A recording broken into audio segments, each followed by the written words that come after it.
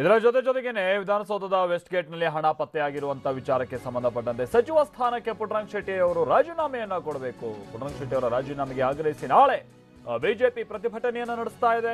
ರಾಜ್ಯಾದ್ಯಂತ ಪ್ರತಿಭಟನೆಗೆ ರಾಜ್ಯ ಬಿಜೆಪಿ ಘಟಕ ಮುಂದಾಗಿದೆ. ಬಿಜೆಪಿ ಪ್ರಧಾನ ಕಾರ್ಯದರ್ಶಿ ಎನ್ ರವಿಕುಮಾರ್ ಇದಕ್ಕೆ ಸಂಬಂಧಪಟ್ಟಂತೆ ಹೇಳಿಕೆಯನ್ನ ಕೊಟ್ಟಿದ್ದಾರೆ. ಸಿಎಂ ಹೋಟೆಲ್ನಲ್ಲಿ ವಾಸ್ತವ್ಯ ಯಾಕೆ ಮಾಡ್ತಾರೆ ಅಂತ ಈಗ ಗೊತ್ತಾಯ್ತು. ಸಚಿವರಿಗೆ ನೀಡಬೇಕಾದ ಹಣ ವಿಧಾನಸೌಧದಲ್ಲಿ ಸಿಕ್ಕಿದೆ. ಇಂಥದ್ದೆಲ್ಲ ಅವಕಾಶ ಆಗಬಾರ್ದು.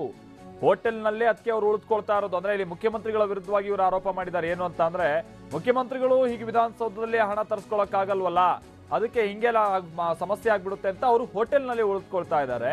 ಸಚಿವರು ವಿಧಾನಸೌಧಕ್ಕೆ ತರಿಸ್ಕೊಳ್ತಾ ಇದ್ದಾರೆ.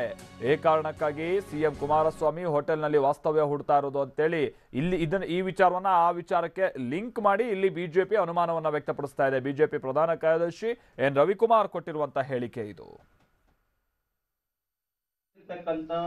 ಪುಟ್ಟರಂಗ ಶೆಟ್ಟಿ ಅವರ ಬಗ್ಗೆ ಅವರದೇ ಪಕ್ಷದ ಹಿರಿಯ ನಾಯಕರಾಗಿರ್ತಕ್ಕಂಥ ಶ್ರೀಯುತ ಬಸವರಾಜ ಹೊರಟ್ಟಿ ಅವರು ರಾಜೀನಾಮೆ ಕೊಡಬೇಕು ಅಂತ ಹೇಳಿದ್ದಾರೆ.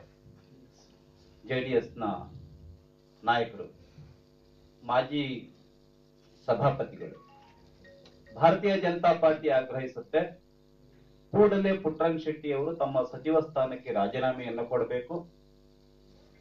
ಇಲ್ಲದೆ ಹೋದ್ರೆ ನಾಳೆ ಭಾರತೀಯ ಜನತಾ ಪಾರ್ಟಿ ರಾಜ್ಯಾದ್ಯಂತ ಹೋರಾಟವನ್ನ ಮಾಡುತ್ತೆ ಅನ್ನುವಂತ ಮಾತನ್ನು ಈ ಸಂದರ್ಭದಲ್ಲಿ ಹೇಳ್ತಾ ಇದ್ದೇನೆ. ಭಾರತೀಯ ಜನತಾ ಪಾರ್ಟಿ ರಾಜೀನಾಮೆಗೆ ಆಗ್ರಹಿಸಿ ನಾಳೆ ರಾಜ್ಯಾದ್ಯಂತ ಹೋರಾಟವನ್ನು ಮಾಡುತ್ತೆ.